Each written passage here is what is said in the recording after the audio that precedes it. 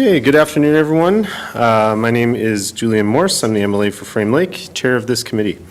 Today's meeting is public and being live streamed on the Assembly's social media channels. Before we begin, I would just like to remind everyone to direct all comments and questions through me as chair, which helps our audiovisual folks in the booth.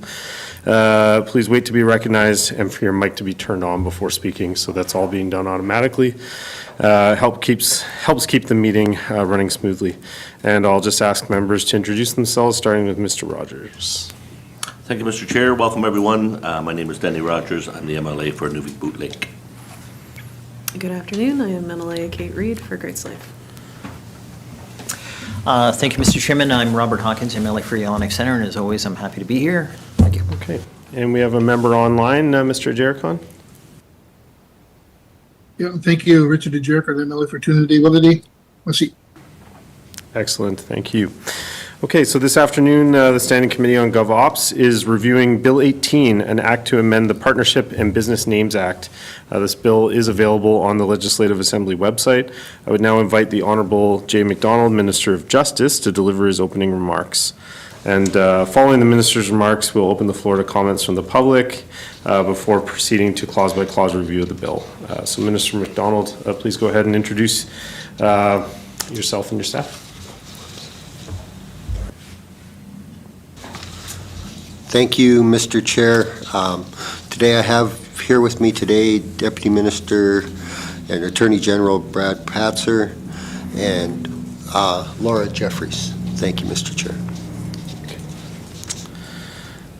Yeah, and you can go ahead with your presentation as well. Mr. Chair, thank you for inviting me here today to speak about Bill 18, an act to amend the Partnership and Business Names Act. Bill 18 will address an error made during amendments to the Partnership and Business Named Act in 2015, stating that a suspension, or in legal terms a stay, or registrations is required while a registration is under review. This was not the intent of the change from 2015. Instead of stating that a decision is stayed, the legislation should say that a decision is not stayed during the review period to avoid unreasonable and unpredictable delays in registering business names. In addition, Bill 18 makes the language used throughout the Act more gender inclusive. This concludes my opening remarks, and I would be pleased to answer any questions members may have regarding Bill 18. Of course. Thank you very much. Skogo, are there any questions for the Minister? Okay, seeing none. If there's any members of the public present, obviously I don't see any in the chamber today, but if there are any present, they can comment. There's no one in the room today, so I'm taking it that the public is not here to comment on the bill. So with that, does committee agree to proceed with clause-by-clause review of Bill 18, an act to amend the Partnership and Business Names Act? Committee agrees. Okay, there are 37 clauses in the bill. Where possible, I will call clauses in groups. Does committee agree to that? Excellent. Okay, we will defer the number and title of the bill until the end and begin with consideration of the clauses. Please turn to page 1 of the bill. Clauses 1 to 10. Does committee agree? Agreed. Okay, thank you. Please turn to page 2 of the bill. Clauses 11 to 20. Does committee agree? Agreed. Thank you. Please turn to page 3 of the bill, clauses 21 to 30. Does committee agree? Excellent, thank you. Agreed. Clauses 31 to 37. Does committee agree? Okay, thank you. We will now return to the bill number entitled Bill 18, an act to amend the Partnership and Business Names Act. Shall the bill's title and number carry? Okay. Excellent. Does committee agree that Bill 18, an act to amend the Partnership and Business Names Act, is now ready for consideration in committee of the whole? Ms. Reed. Thank you, Mr. Chair. I move that Bill 18, an act to amend the Partnership and Business Names Act, be reported to the Assembly as ready for consideration in committee of the whole. The motion is in order. To the question, or sorry, to the motion. Question. Question has been called. All those in favor? Aye. Agreed. Okay, all those opposed? Abstentions? Seeing none, the motion is carried. Bill 18, an act to amend the Partnership and Business Names Act, will be reported to the Assembly as ready for consideration in Committee of the Whole. So thank you to Minister Macdonald and thank you to Mr. Patzer. Members, we will take a very brief recess before proceeding to Minister Macdonald's briefing on Bill 22. And in fact, I think we probably don't need a recess because that went so quickly. So I'm going to deviate from the script a bit here and just go straight into the public briefing. Committee had an in-camera briefing already on this, so I'm going to continue. So next on the agenda is a public briefing on Bill 22, the Legislation Act, with Minister Macdonald, and it looks like the same officials from the Department of Justice. Minister, please proceed with your opening remarks and your presentation. We'll then proceed to questions from committee members. So over to you. Thank you, Mr. Chair. Mr. Chair, I'm here today to present Bill 22, Legislation Act. The purpose of Bill 22 is to replace the Statutory Instruments Act with a more modern Legislation Act that clearly sets out the territorial regulation-making process as well as provisions related to the making of statutes. This is in line with trends across the country to replace this type of legislation with more modernized acts. The territorial approach to oversight of the regulation-making process dates from 1971 and is largely unchanged.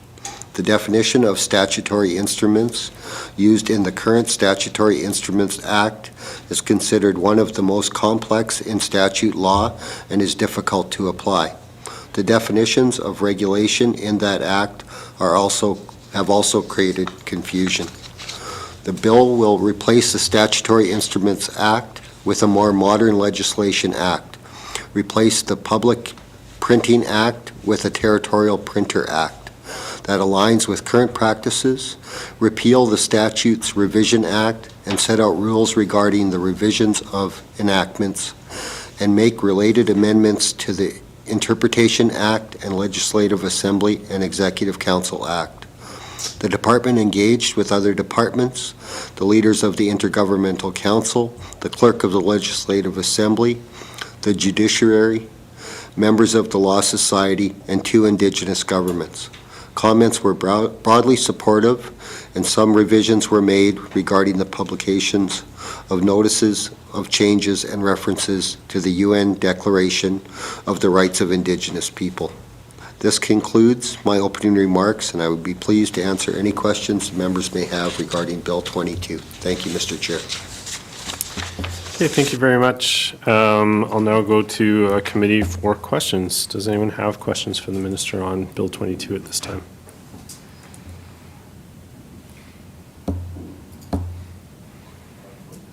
Okay. Oh, sorry, I thought that was the presentation. My apologies. It's 29 pages. Yeah, okay. Go ahead with the presentation. Thank you, Mr. Chair. I just thought he shortened it. I don't know. I'll Sorry. be giving the presentation today. Oh, is this for the slides? Perfect. Okay. Perfect, okay. Okay, so I'm Laura Jeffrey. I'm Legislative Counsel with the Department of Justice. I'm pleased to be here today to provide this briefing on the Legislation Act. I'll provide a brief overview of the background and purpose of the legislation, a little bit about the development, and then go into an overview of just some key aspects that might be of interest to members. So the territorial regulation making process is the process that the legislature has imposed to oversee the making of regulations. The main source of this law is currently the Statutory Instruments Act, and it sets out processes for registering and publishing regulations and other instruments. It's supplemented by the regulations made under it, the Public Printing Act, which sets out publication requirements, as well as provisions related to the making of acts, which are contained in the Legislative Assembly and Executive Council Act. We also have a Statute Revision Act, But that is a out-of-date piece of legislation. It contemplates a complete revision of the entire statute book, which we haven't done since 1988. That's a very resource-intensive process, so this act is going to address that outdated piece as well. And then we also have included amendments to the Interpretation Act and brought some provisions from that act into the new Legislation Act. Okay. So as the minister mentioned, the Statutory Instruments Act is very dated. First enacted in 1971 under the name An Ordinance to Provide for the Registration and Publication of Regulations. It has different processes that apply depending on whether an instrument is a statutory instrument or a regulation. And the main difference is that the regulations all have to go through registrar's review by the Register of Regulations.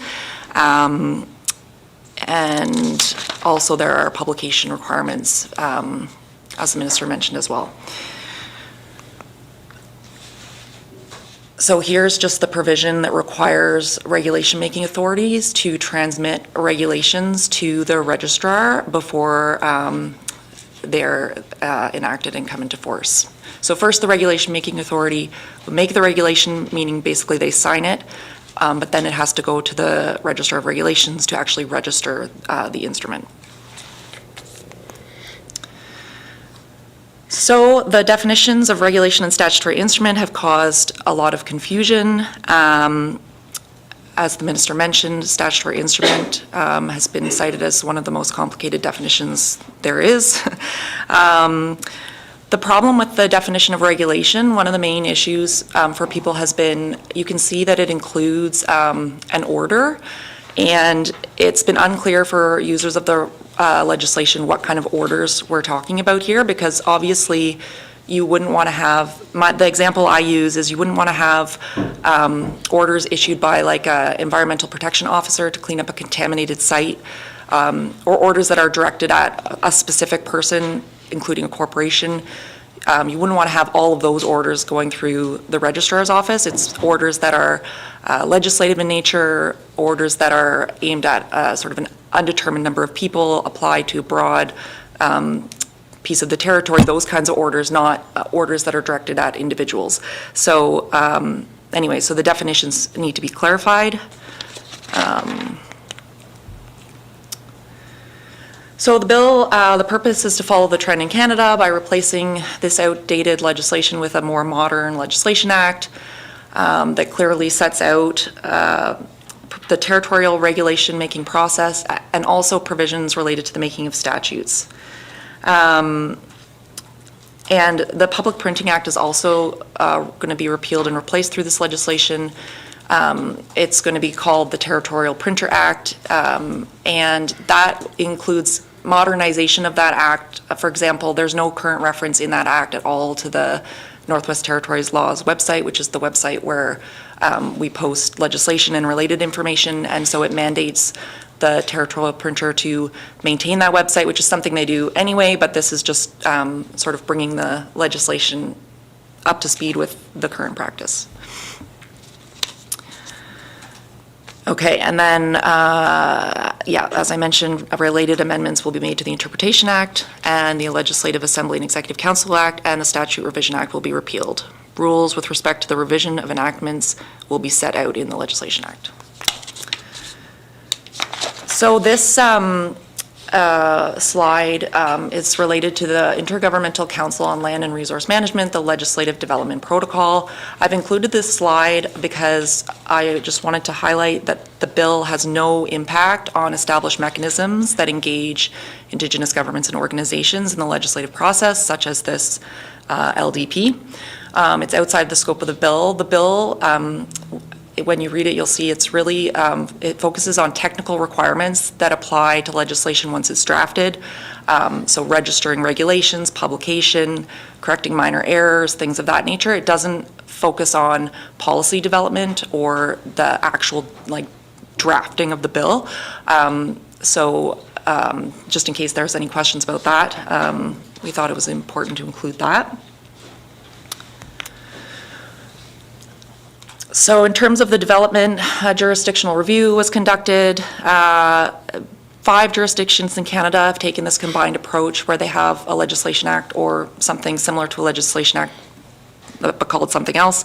Other jurisdictions have an older model of just a regulations act, which doesn't talk about making statutes. But the trend is to have this combined process, so that's what we've done here to follow the trend in Canada. In particular, provisions from Nunavut, Saskatchewan, Ontario, and Manitoba were used in drafting this bill. And the minister's already spoken to engagement and consultation that was undertaken. So just an overview of the bill. The bill starts off with the interpretive provision, followed by 9 numbered parts, which you can see on the slide there, and on to the next slide. And the numbered parts are followed by transitional and repeal provisions, consequential amendments, coming into force provisions, and 2 schedules. So I'm now just going to go through a few parts of the bill that I think might be of interest. So in Part 1, it provides for the appointment of the Chief Legislative Counsel. A lot of other jurisdictions have this office. We don't have this office currently. And so this person is going to be responsible for implementing procedures set out in the Act, respecting acts and regs. It's, as you can see, a directing function, so directing the drafting of bills and regs, directing the preparation of consolidated and revised acts and regs, arranging for publication of acts. You'll note it says acts, not regulations, because regulations, the responsibility for that is the Registrar of Regulations. There's new correction powers in this act, correcting minor errors in acts and regulations. This is things like spelling errors, typos, incorrect reference numbers, things like that, that you would usually see in things like a miscellaneous statutes amendment act, but we're going to be able to include them more efficiently without having to bring an act every time a spelling error is made, and notifying the territorial printer of errors. So as I mentioned, the Register of Regulations, so we do have this office currently. This is carried over from the existing act. The registrar is responsible for obviously maintaining the Register of Regulations. They examine all proposed regulations to ensure that they're consistent with things like charter rights and Indigenous rights under the Declaration, to ensure they're consistent with drafting standards, things like that. They're obviously responsible for registering regulations and arranging for publication, which happens in the Gazette, which is now online. Another piece that might be of interest, there are provisions in here about confidential information and conflicts of interest. So because the NWT is such a small jurisdiction, our Legislative Counsel perform services for multiple clients. So an example of how this works. Sorry, Mr. Chair, did a member have a question? We'll just, I'm just flagging questions and we'll do them Okay. at the end of the presentation. Okay, thank you, Mr. Chair. Go ahead. So Legislative Counsel provides drafting services for multiple clients. So an example of this is when a bill is proposed, the drafter will work with the sponsoring department to develop the legislation. And then once the bill is introduced, it will be referred to standing committee for review. Oftentimes committee wants changes made to the bill, so the same drafter that drafted the bill will also draft those motions. This has been done this way for as long as I have worked in the department and before my time. And the reason is because it's much more efficient to have the same counsel who drafted the bill be able to pick up and draft motions quickly, and they know the bill inside and out, so it's just a more efficient process. So what this bill will do will basically codify that practice and make sure that, because Legislative Counsel are lawyers, and so the issue is that you don't want them to be running afoul of any conflicts rules in the Law Society Code of Conflict, for example. And the reason why this is different than sort of normal lawyers acting as advocates is Legislative Counsel is not an advocate for any client. They are supposed to be impartial and basically try to put the policy of their client into legislative language. So that's why this practice works. And on sort of the other sort of bookend of this, we're also codifying the provisions about confidential information. So even though the same drafter will provide services for multiple clients, they're not allowed to share confidential client information. So for example, if standing committee is drafting a motion, the Legislative Council will not share any information about that motion with the sponsoring department unless they have the express consent of committee. So that, out of a matter of policy and ethics, is already the case, but this will put that rule into the legislation. And Nunavut has similar provisions for this, which is where we got that model.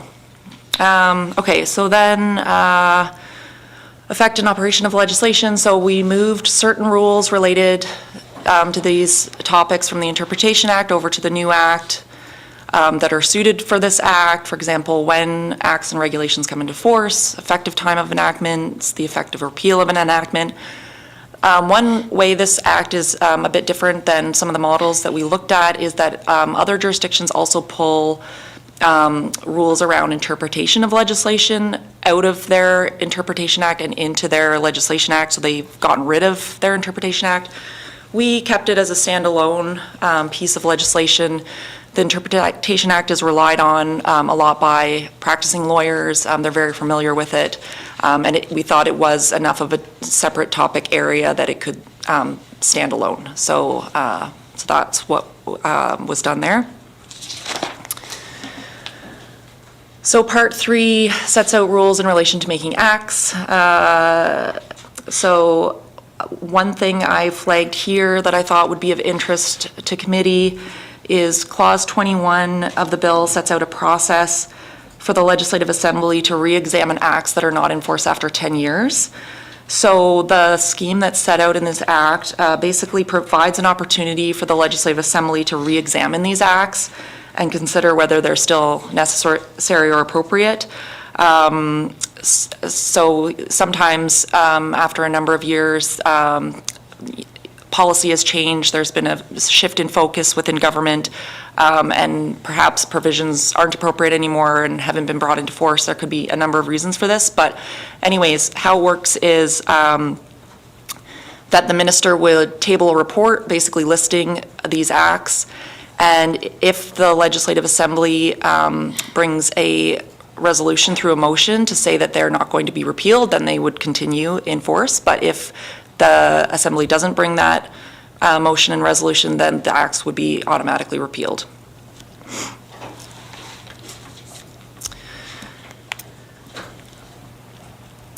Okay, so then Part 4, this is the part that sets out the territorial regulation making process. A lot of this is carried over from the Statutory Instruments Act. The biggest change here is the definition of regulation. We really tried to simplify it for users of the legislation.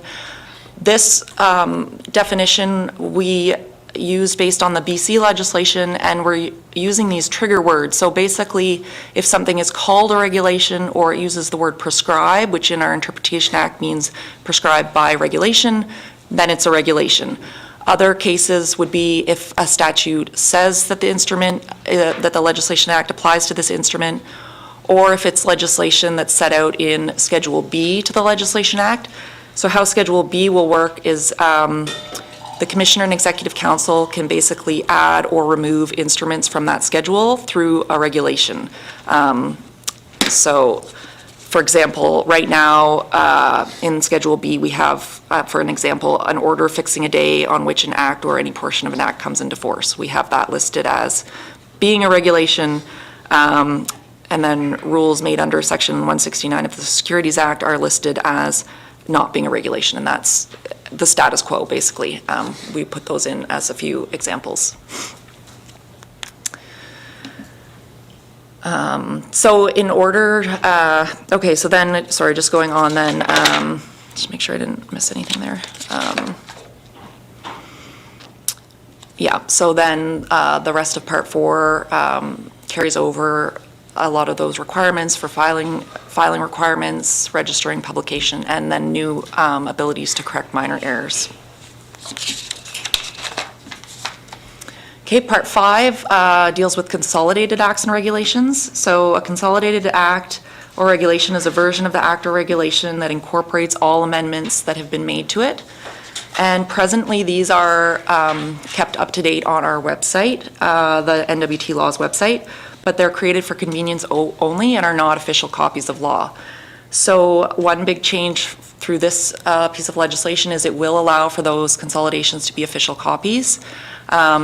And this is a significant step towards modernization of legislation in the NWT because consolidations are the most accessible and accessed format of legislation. And what we find is that even though they say they're not official, it's still the copies that lawyers are, printing off, bringing into court.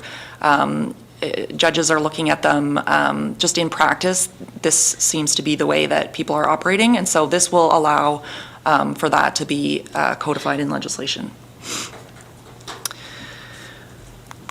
Okay, and then Part 6 sets out provisions for revising acts and regulations. So a revised act is an act or regulation that is a new version of the act or regulation that repeals and replaces a previous version, incorporates all amendments that were made to the previous version before the revision, and revises the previous version without changing its legal effect. So that's the key aspect of revisions, is that the legal effect is the same.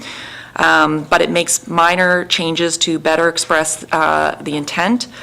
Minor changes such as renumbering, correcting grammar, spelling, and modernization of language. So there's more powers on a revision than on a consolidation. And then the Act also sets out the process for revisions. So revisions are still put before the Assembly. So like as I mentioned, one of the powers in there is to clarify the intent. And so it's not to change the intent, but because of that, this scheme will actually still put the revision before the Assembly. So the process is the Chief Legislative Council submits a revision to Executive Council for approval. If it's approved, the Minister tables it in the Assembly. If the Assembly approves a revision by motion, then the revised Act is deemed to be passed by the Assembly, and then it's presented to the Commissioner for assent.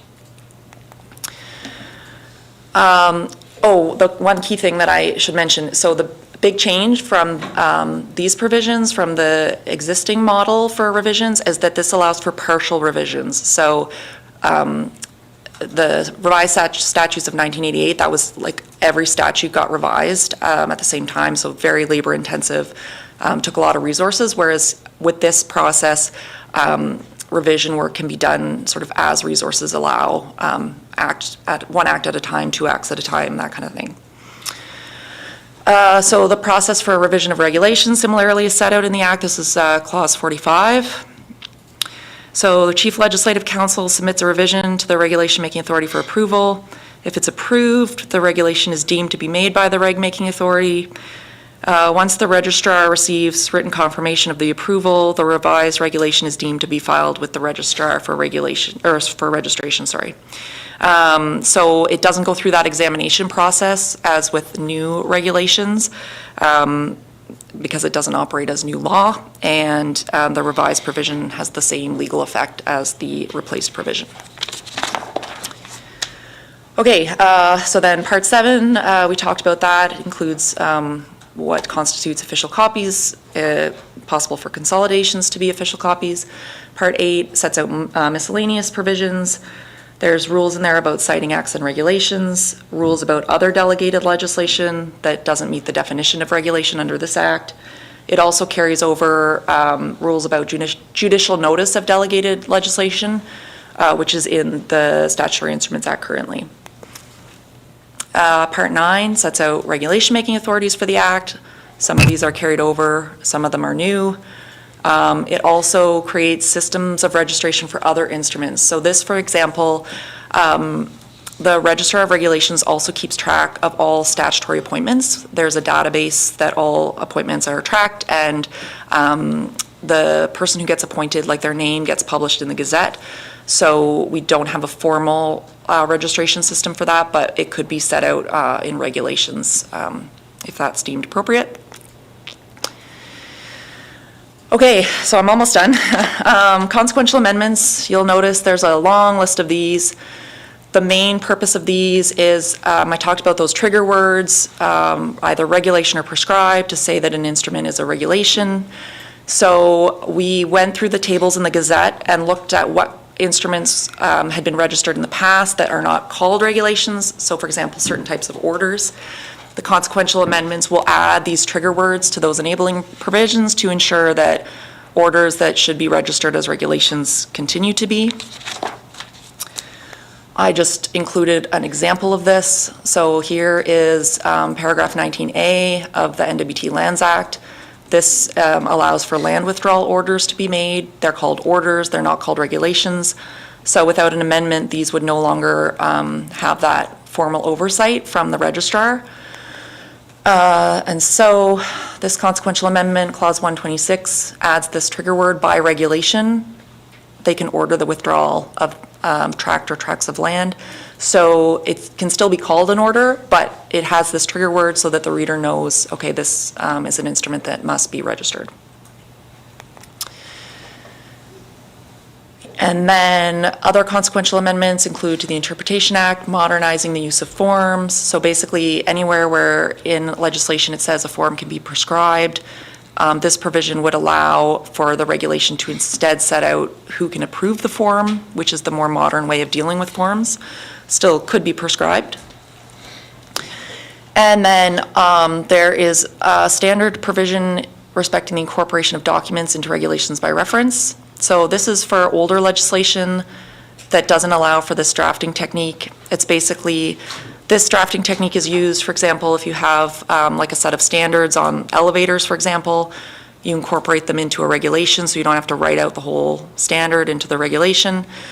A lot of times in new legislation, we have these provisions and they allow for dynamic incorporation. So they adopt standards as amended from time to time, so they incorporate any updates to the standards. This provision is meant to be kind of just like a baseline, and so it only allows for static incorporation of the document. The idea for that is that the reg-making authority would have to look at the document as of the date and decide if they want to incorporate it or not.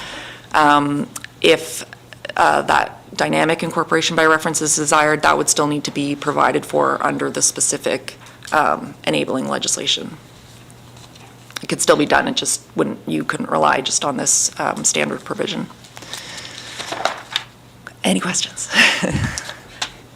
Okay, thank you for that. Thank you. Yeah, it does look like there are questions from committee. I have Ms. Reed up first. We'll just do the standard 2 questions per for the first round. So over to you, Ms. Reed. Thanks, Mr. Chair. And thanks for going through quite a lot in quite a short time, so thank you for that. In part 3 of the Act on slide 16, I think, for your presentation, scroll back and make sure I'm right. So one of the pieces you highlighted was the repeal of acts that aren't in force after 10 years. So my question is fairly straightforward. Would this mean that if this act were to be assented to by the Assembly, would we be moving ahead from that point, or would we be encapsulating all legislation as a total? For example, the Public Land Act is still not in force. So would that be sort of inclusive within this statute? Thank you. Yeah, thank you. Ms. Jeffrey. Thank you, Mr. Chair. So this, I'm just looking at clause 21 right now, and it, I'm just double checking this to make sure I have it right, but it is basically, it doesn't give a timeline of, like, it doesn't say this provision applies only to acts like going forward. So it would apply also, it would capture acts that are currently haven't been enforced for 10 years, yeah. Thank you. Okay, thanks. Ms. Reed, did you have a follow-up? No, that's good to know. Thank you, Mr. Okay, Chair. thank you. Mr. Hawkins, I have you up next. Yeah, thanks. Just similarly, I mean, we can pass an act and spend 10 years creating the regulations, so, you know, I'd be curious on the reflection of that. I won't make fun of it, but I will say, maybe you could find a different word than trigger words. It just like, it sounds weird. Is there not more technical way of saying it? To just trigger words sounds, and I'm not making fun of it, I'm serious. It just seems like a different process, and maybe that is the right way to say it. I don't know. It just seems like an interesting way. You know, kind of like you do a search on Google and you're looking for words, and I don't describe them as trigger words. It just seemed a funny way to describe it. If I understand correctly, can I wrap it up by saying the public won't care about this at all? In other words, this is more of an administrative, technical process, legislation, whereas then the sausage makers know exactly what the recipe is.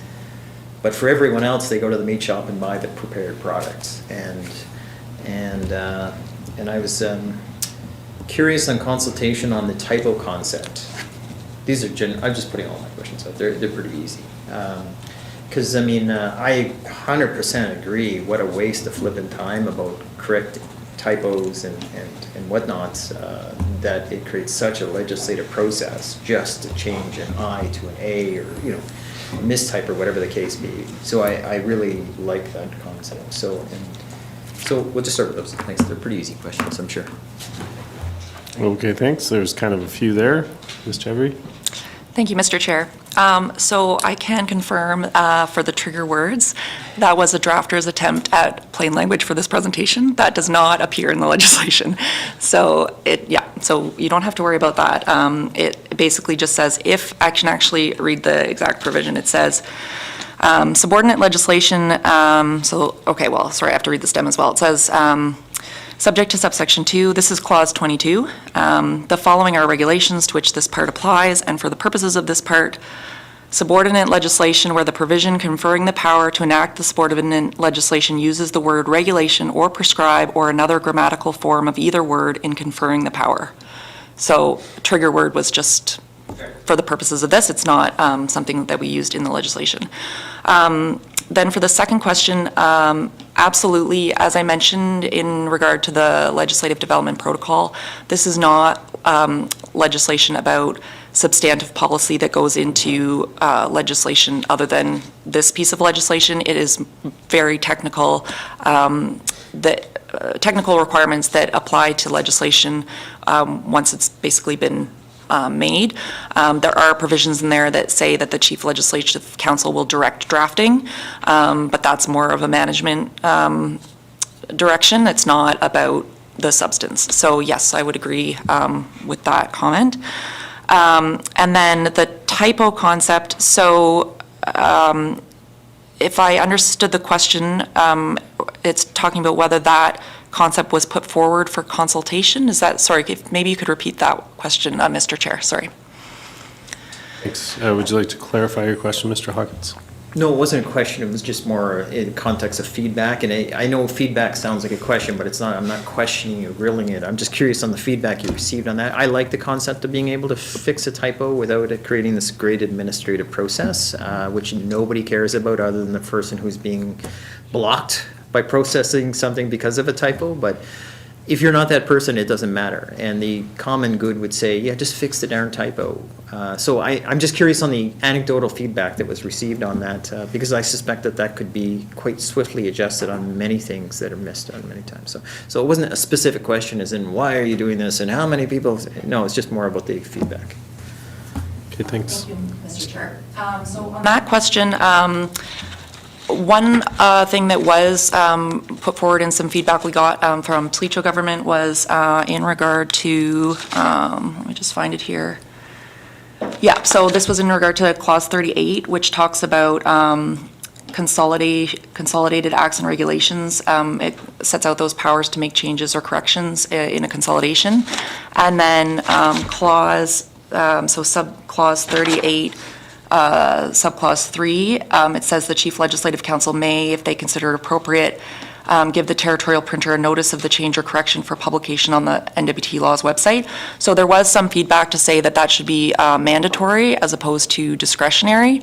The reason it was left as discretionary was because for things like typos, it would be very administratively burdensome to flag that on the website every time a typo is corrected, whereas other things, there should be a notice posted. For example, if there's a cross-reference in a piece of legislation that was wrong and was directing users to the wrong provision, something like that, that definitely should be something that the public is notified about.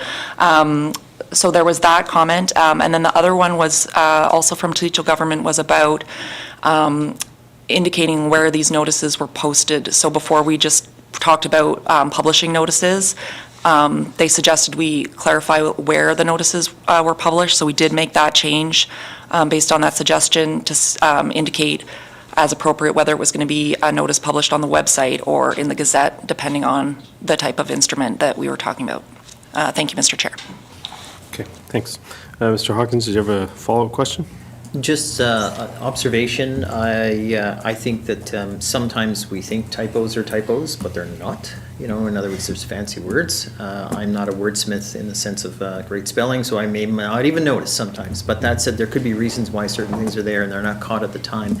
I would just encourage some process that allows people to sort of trace the process, and sometimes on legislation, for example, you'll have, for example, it's been amended and there's information like that. I don't know if there's a step or a process, or it's even appropriate or needed. I don't know if it's needed either, that there was a footnote process that allows people to go to the actual explanation or the clarification of the change. So in other words, how you see a news story, they say correction noted, and at the very bottom, they meant it. So I don't know how often that'll become a problem. I don't know if it'll ever be a problem, and I may be spending more time on talking about it now than maybe ever necessary. That said, sometimes typos may appear that way, but actually it really means something else. But anyway, just people say for the public good, if those who wish to scroll through it and find out what changed or what not, they would want to see where it's changed. And so I'll just leave it at that. It's not a necessity or hill to die on for me, just more of an observation. But other than that, back to my earlier comment, I don't think the public's going to care about any of this stuff. And if they do, boys, oh boys, they care about... No, it's not a public product in the sense of the day-to-day person. It is really a high technical instrument. So my analogy of the sausage factory, I think that's really what it is. And the public just cares about going to the meat shop and saying that one. Thank you. Thank you for that colorful analogy. Minister, there's no need to respond if, okay. Do I have any... Do you have any further questions from committee for first round? Seeing none. Mr. Jericho, anything online? Not seeing any. No, Mr. Chairman, no, I just thank you for that. And I am just going through the motions right now. This legislation is 10 years old. We're just going through it and looking at modernizing it. And no, I don't have any questions on this. Thank you. Okay. Thank you very much. I have a couple of them myself. First one is just the establishment of the Chief Legislative Council. Has the department done any analysis as to whether this is going to increase, decrease, or just keep costs neutral in terms of implications, budgetary implications of this legislation? Thank you, Mr. Chair. So the office is not, as I mentioned, a statutory office currently. However, we do have a Director of Legislation Division, and essentially they do already perform this function of directing other legislative council. As I mentioned, we do already prepare consolidations to go on the website. So it formalizes it and creates it as an actual statutory office, but I don't anticipate it being additional cost or expense to fulfill that role. Thank you, Mr. Chair. Okay, thank you. And similarly, I was wondering, it sounds like a lot of kind of administrative burden is going to get lifted by this. And has there been any is there any expectation that it might help us save any money anywhere within the department, or kind of reduce I don't know, give staff time to do other things, or have we thought about it in that way? Minister? Yes, thank you, Mr. Chair. Yes, the one thing that will come out of this will be it'll eliminate the need for the Miscellaneous Statutes Act development, so that will free up some resources. Thank you, Mr. Chair. Okay. Thank you for that. And last but not least, I'm not sure if you have an answer to this, but do you know of any acts that would not be in force as a result of clauses 14 to 21, assuming they go forward? So do we have any acts that haven't been in force after 10 years that would necessarily be kind of struck down?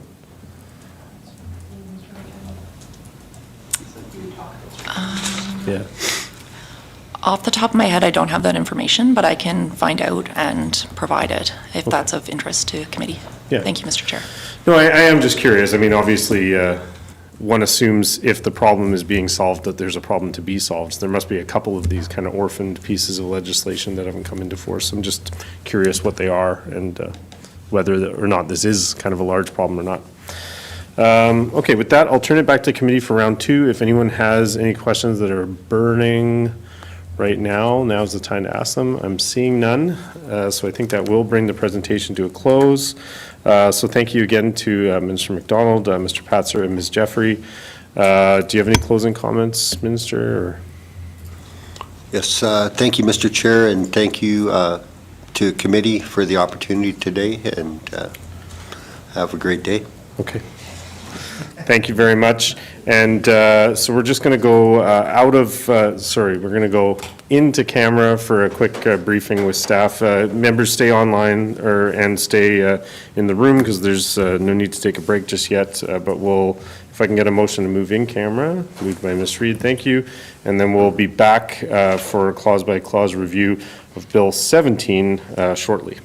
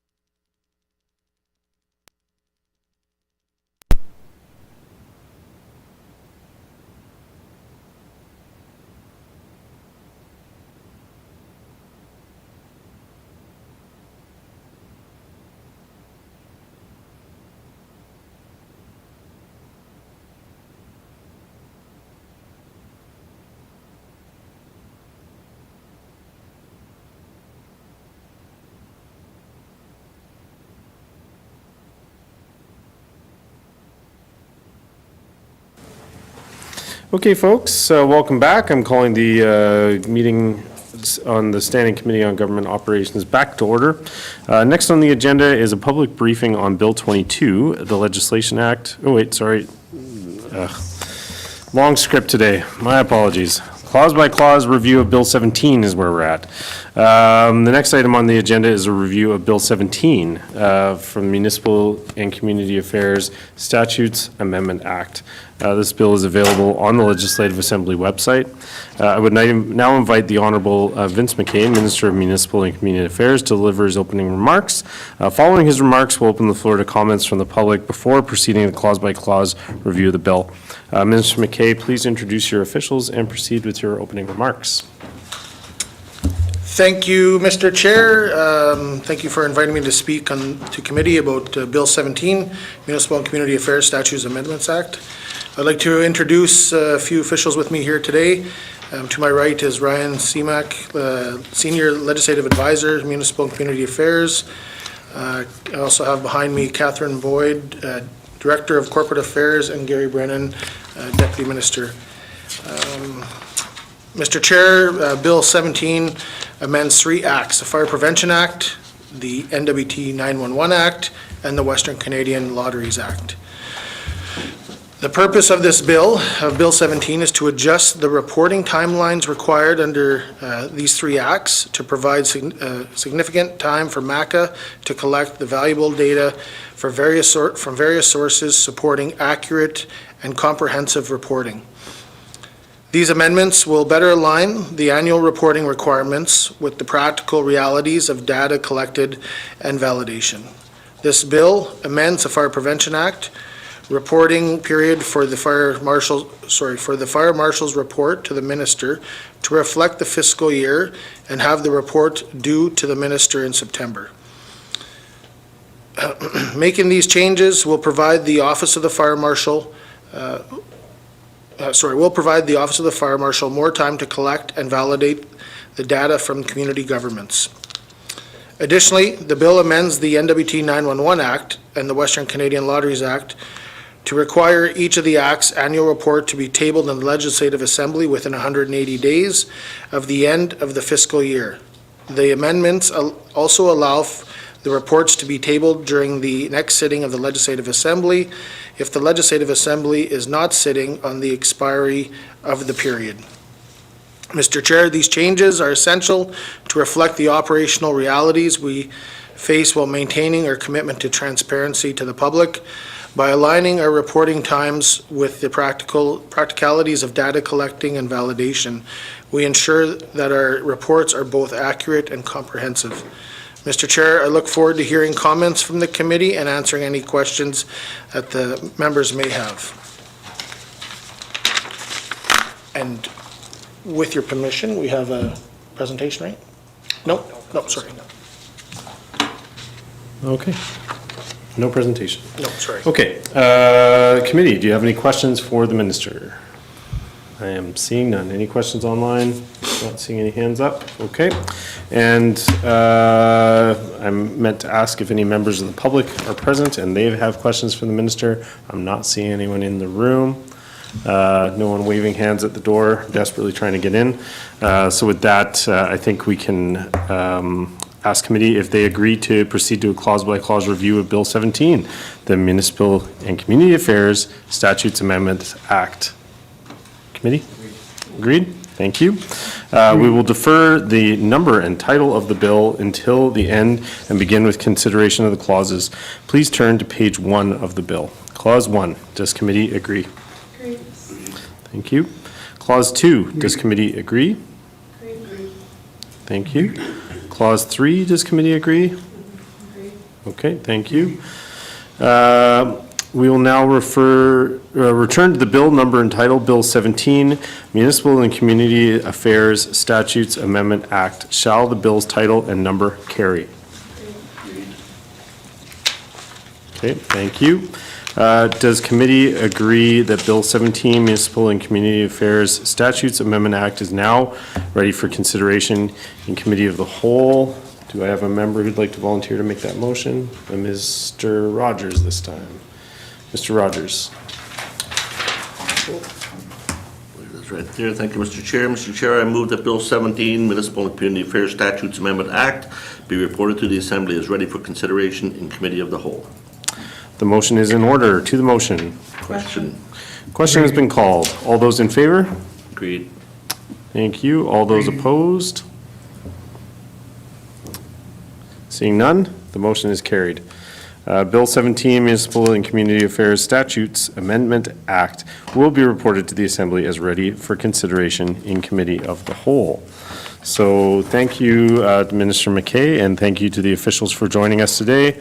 I don't think there's any need to take a brief recess because that went pretty quickly, so we can move on to the public briefing on Bill 21.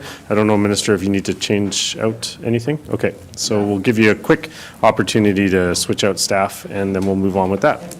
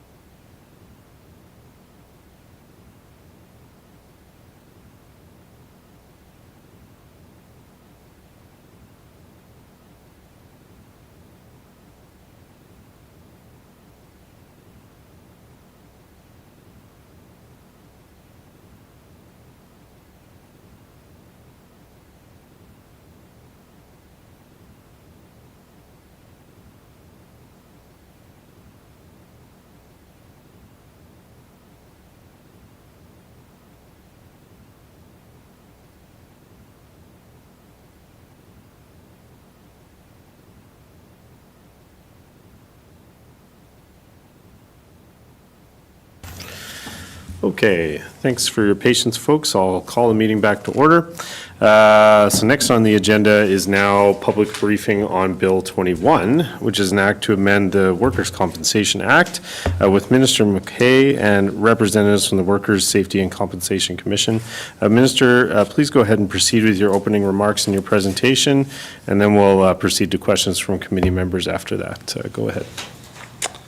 Thank you, Mr. Chair. I'm pleased to be here today to present Bill 21, the Act to amend the Workers' Compensation Act. And I do believe right now we have online Mr. Rick Hunt, President and CEO of the Workers' Safety and Compensation Commission. Rick is joining us remotely online. So also beside me I have Ms. Susan Abernathy, Vice President, Legal and Compliance Division of WSCC. And also with me, Mr. Patrick Bruce, General Counsel of WSCC. This bill amends the Workers' Compensation Act to establish a more equitable and modern system that will bring the Northwest Territories in line with compensation systems across the rest of Canada. Bill 21 is the result of many years of hard work, research, and extensive consultation.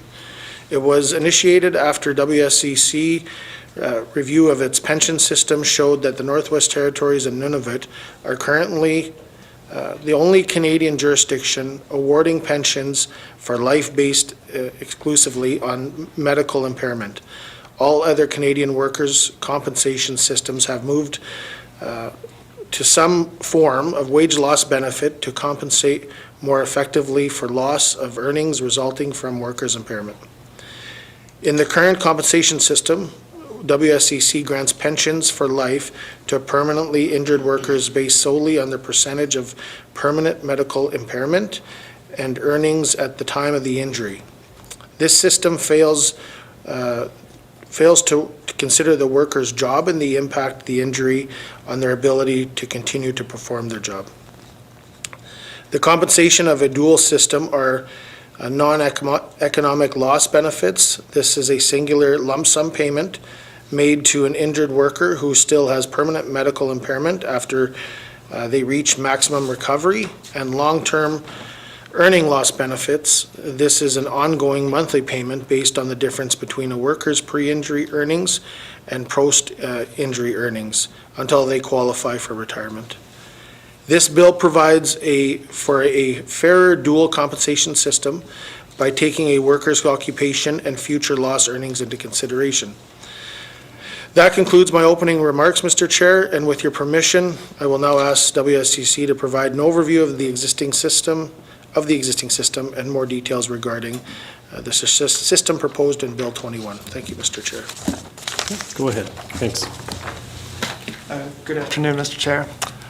Thank you for this opportunity to provide information and context in relation to Bill 21, an act to amend the Workers' Compensation Act.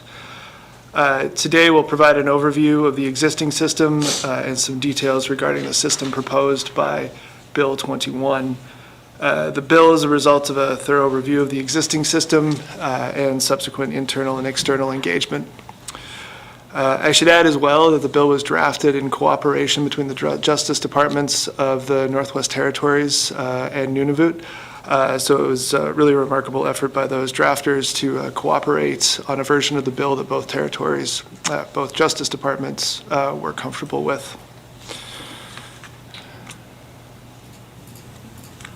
So as an overview of what this presentation will cover, I'll talk a little bit about why a new system is proposed. I'll provide a little bit of information about the current system and what some of the limitations of the current system are. I'll talk about the new system and what are the anticipated benefits of that system. I'll also explain the stakeholder engagement that the WSCC undertook, as well as where we are in the process now and what the next steps are.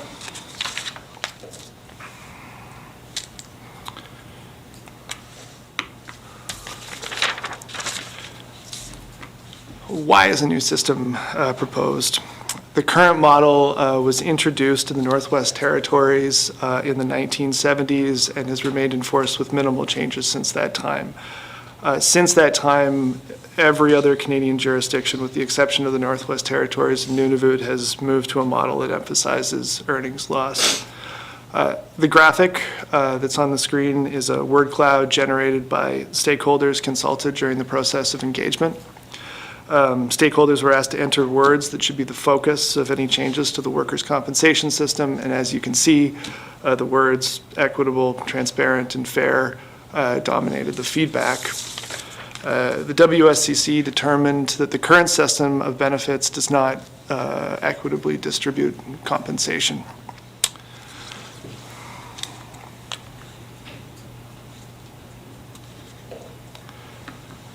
The existing pension system provides pensions for life based solely on percentage of medical impairment after maximum medical recovery and earnings at the time of injury. What this means in practice is that workers are assigned a permanent medical impairment rating, which is determined in accordance with the American Medical Association Guide to the Evaluation of Permanent Impairment. And then having reached maximum medical recovery, which is a point at which further medical interventions are not expected to improve the extent of the limitations, that permanent medical impairment percentage is applied, and that is multiplied by the income of the worker at the time of the injury. So as an easy to understand example, if a worker had a 12% impairment rating and their income was $100,000, they'd receive about $1,000 a month or $12,000 a year for life as a pension.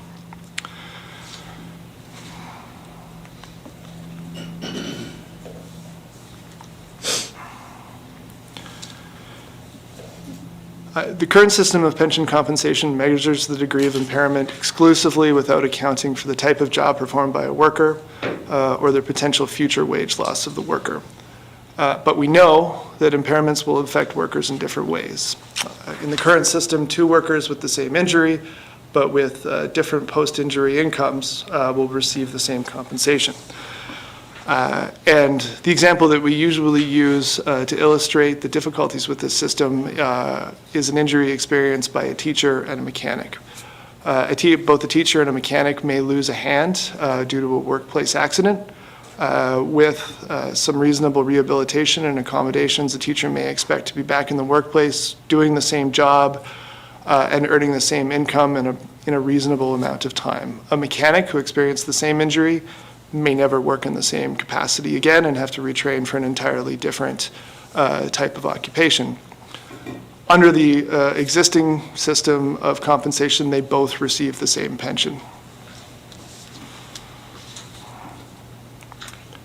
And it's that inequity that the new system is intended to address. So the components of the new system are a non-economic loss benefit, an economic loss benefit, which was referred to in the legislative proposal as a long-term earnings loss benefit, a retirement benefit, which is a component of the economic loss benefit. The legislative proposal included amendments to the dependents benefit section of the Act. Those are not included in the bill, and I'll just explain briefly why when we get to that section.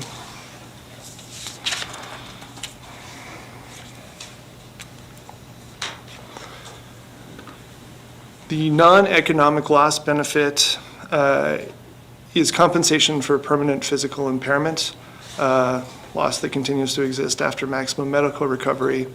It is not compensation for lost wages. It's calculated in a manner that's similar to the current pension system. However, in this case, it's a one-time payment.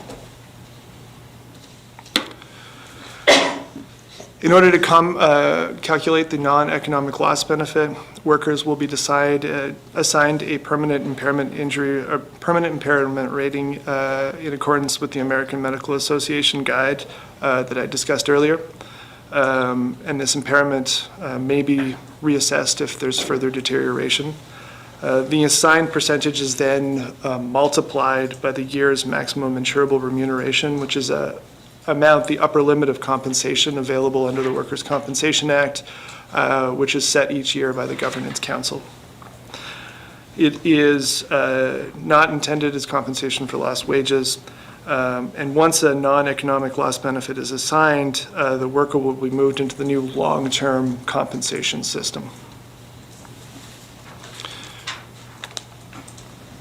The long-term compensation system is the economic loss benefit. In our legislative proposal, this was referred to as the long-term earning loss benefit. This is compensation paid when a claimant reaches maximum medical recovery, that is the point at which further medical interventions are not expected to improve the level of impairment. They're assessed a permanent medical impairment rating. They meet the requirement for the non-economic loss benefit payment, but they continue to have actual or estimated loss of earnings after all reasonable reemployment efforts. The goal is for injured workers to ultimately reintegrate into the workforce with necessary retraining and rehabilitation such that the economic loss benefit is no longer required and they no longer have a loss of income.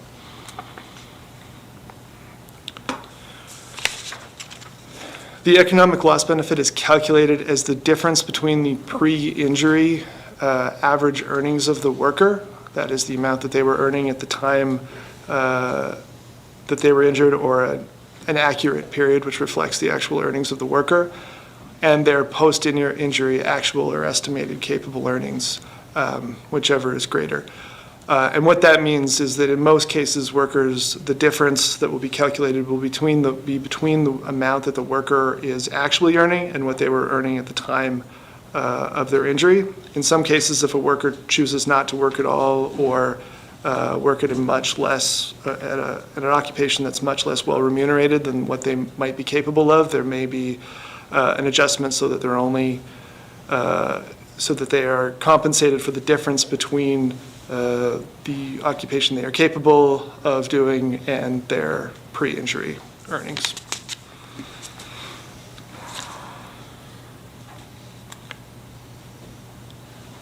There is an automatic review 2 years and 5 years after the economic loss benefit is initiated. So 2 years and then a subsequent 3 years further. The benefits continue until the claimant no longer has a loss of earning, and that's really what we're working towards. There'll be active management of these claims, or until they're eligible for old age security, which is currently 65 years old. There's an allowance if a worker is injured, for example, at the age of 65, they'll be eligible to receive the payment for an additional 2 years. Or if they can demonstrate that they would have continued working past the age of old age security, there's an allowance for 2 years as well.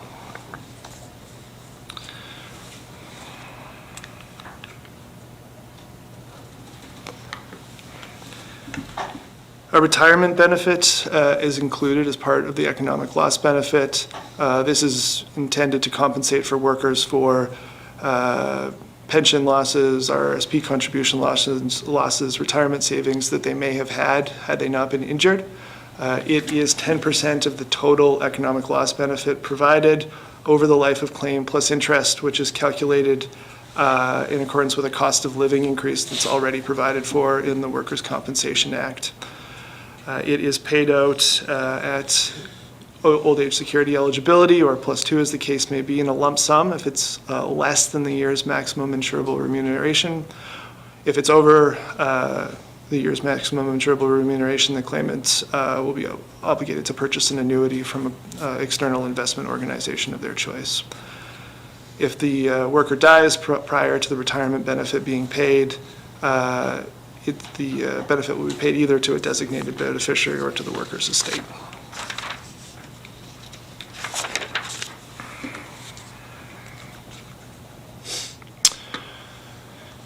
In the legislative proposal, there were amendments to the dependents benefits provision of the Workers' Compensation Act.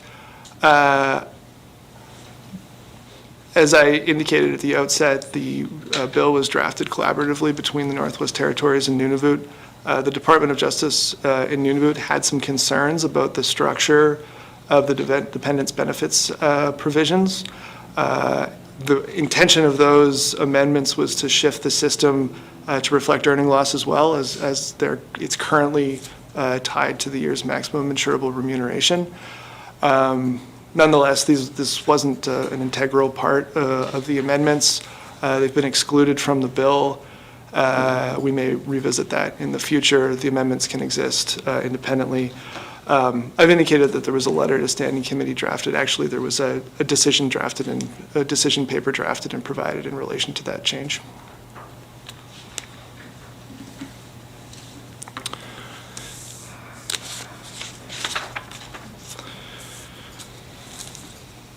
An actuarial assessment was obtained in connection with the development of the proposal and the writing of a discussion paper. The determination was that the cost of the new system should be approximately the same cost to employers. The cost at the time of the evaluation was of the system was 36 cents per $100 of assessable payroll. That is the cost that an employer would pay in order to be part of the workers' compensation system. There may be some variables in any given year that would lead the system to be either 5 cents per $100 of assessable payroll less expensive or 5 cents more expensive, but overall it should be approximately the same cost. The intention is simply to direct that compensation to injured workers who require the compensation as a result of wage loss.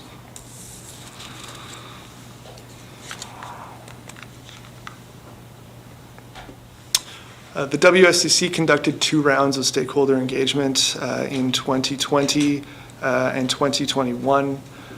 Employers, workers, Indigenous and Inuit governments and associations and the general public were contacted in relation to that engagement. A discussion paper, a survey, one-on-one discussions were a component of the engagement.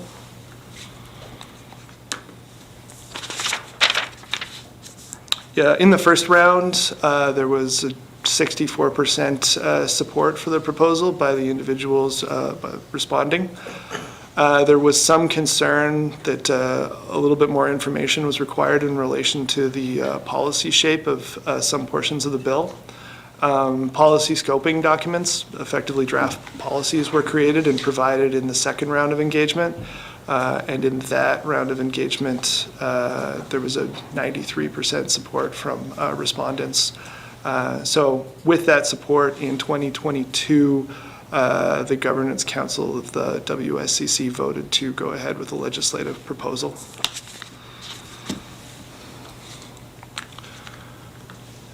And as you know, the bill was introduced in the first sitting in 2025. It has proceeded to first reading in both territories, and third reading is currently pending. So that concludes the presentation. We'd be happy to take any questions about the bill that you may have.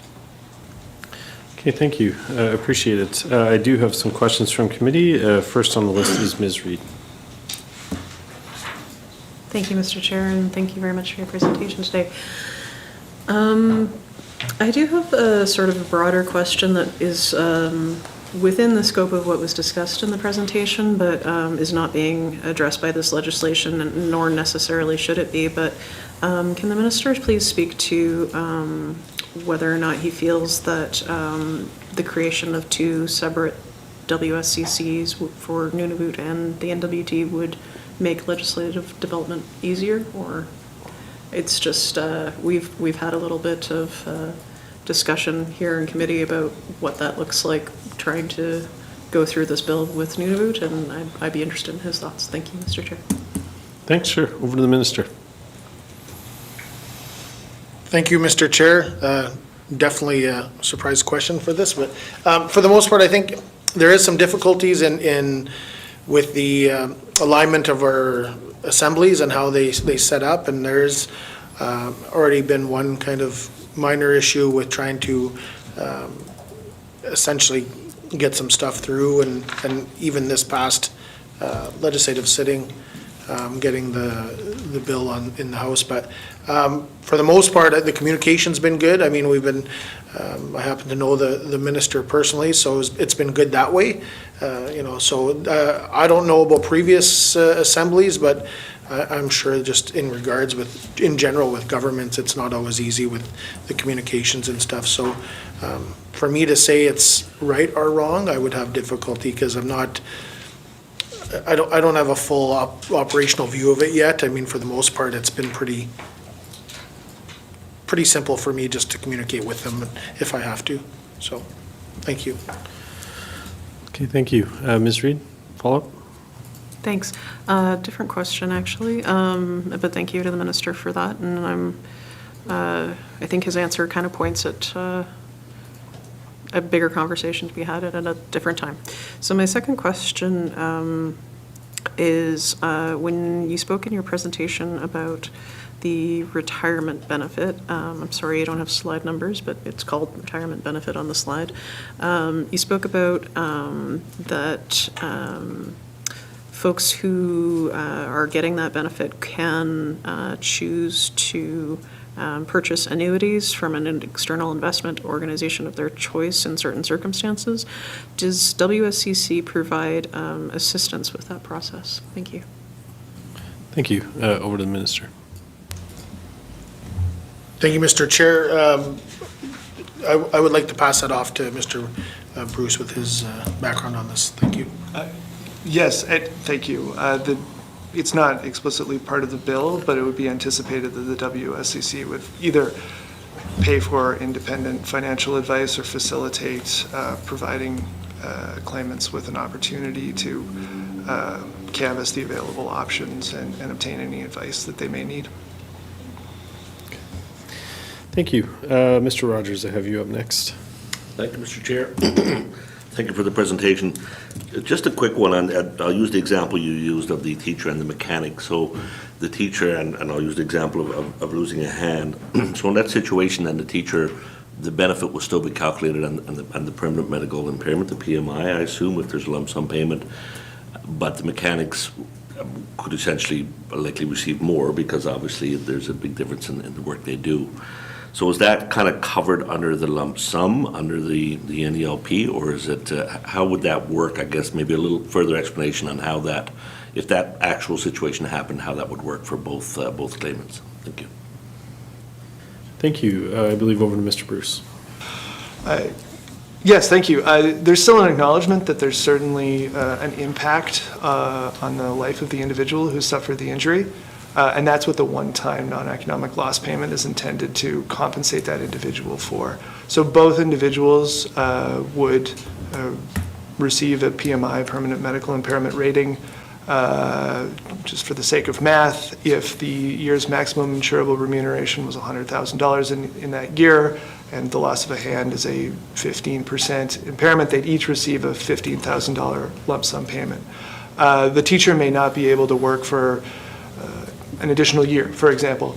They continue to receive compensation for their wage loss during that time, but once they were able to go back to work and earn the full wages that they were receiving before the injury, that wage loss compensation would stop. It may take a mechanic 5 years to retrain for a new position, or they may not return to a position that earned exactly the same income that they did before, so they would continue to receive compensation for that loss of income for as long as it existed.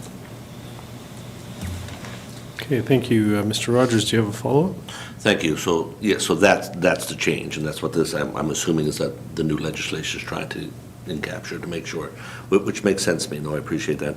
I guess my first question, what is the Waimea at this year? Where are we at the yearly maximum insurable remuneration?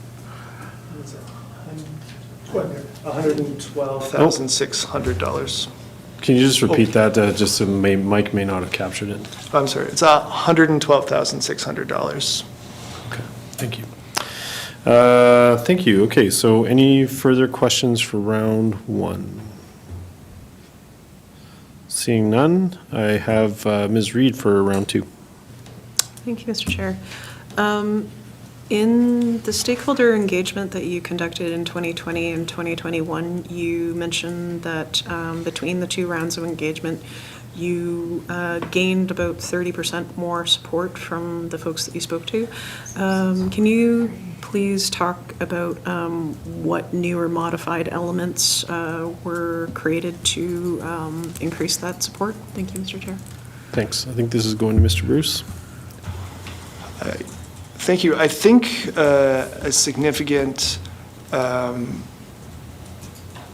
a significant question that stakeholders had would be how the commission may go about calculating an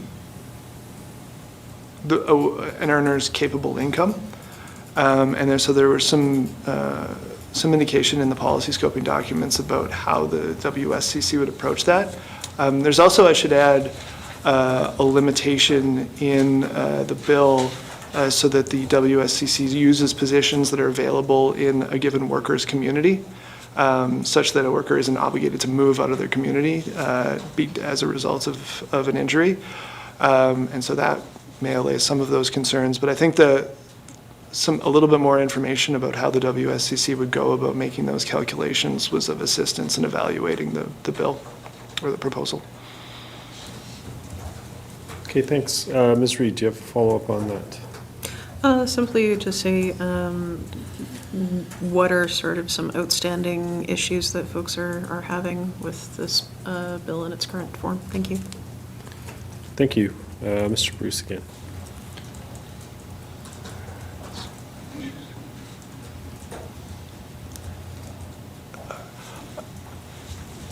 I'm sorry, I'm not sure if I totally understood the question. Do you mean like issues that we're hearing currently? I'm sorry. Ms. Reid. Sorry, I should be more specific, and I apologize. You have 93% support from your stakeholders. What would bring you the remaining 7%, I suppose? Thank you, Mr. Chair. I'm sorry, thank you. Thank you. Mr. Bruce, if that clarifies it for you. Yes, thank you. If I could just have a brief moment.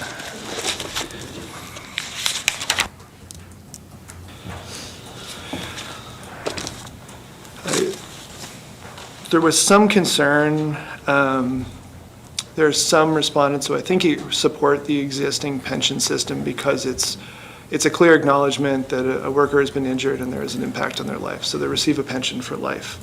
There is some redistribution of that to workers with a greater need, and I think there was some concern that there was going to have to be a reallocation of some of that compensation. And so there was a little bit of concern about that reduction.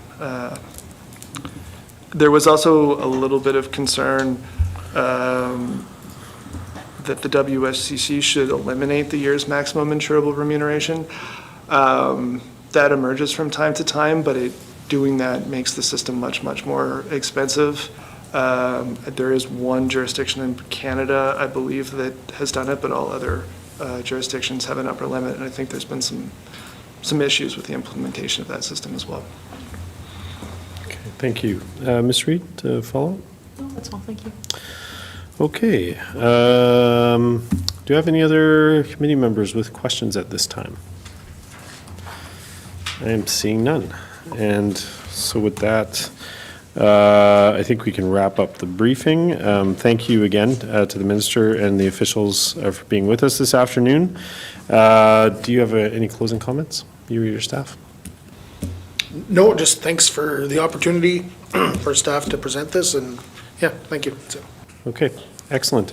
So again, thank you on behalf of committee and the public. And committee, if you want to stick around, we'll go in camera and do a debrief.